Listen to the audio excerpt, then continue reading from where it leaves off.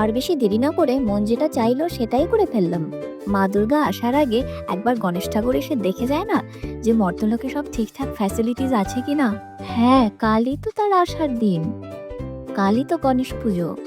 তাই আমার ভীষণ মন করছিল যে পাশের প্যান্ডেলগুলোতে একবার দেখে আসার যে ঠাকুর এসেছে কিনা, কিন্তু এই প্যান্ডেলে ঠাকুর আসেনি।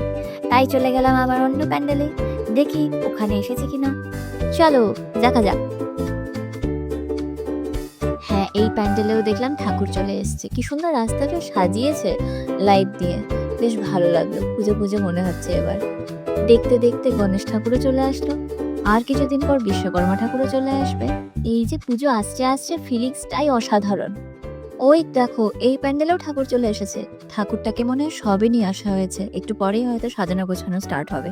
আমরা চলে গেলাম আরেকটু এগিয়ে, তো দেখা যাক আরো কোনো প্যান্ডেল হয়েছে কিনা।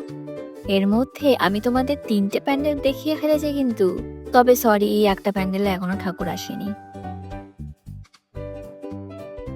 ওই তো সামনে মনে হয় আরেকটা প্যান্ডেল রয়েছে, তো চলো দেখে আসা যাক ওখানে ঠাকুর এসেছে কিনা।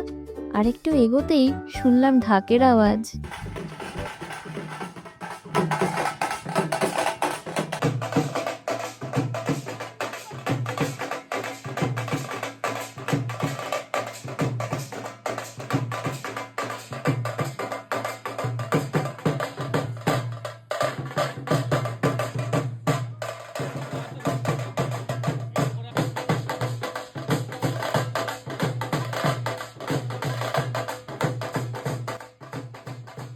এখানে কিছুক্ষণ একটু দাঁড়িয়ে গণপতি বাপ্পাকে ওয়েলকাম জানিয়ে আমরা আবার বাড়ির দিকে রওনা দিলাম। তোমাদের গণেশ চতুর্থীর কি প্ল্যান জানিও তাহলে।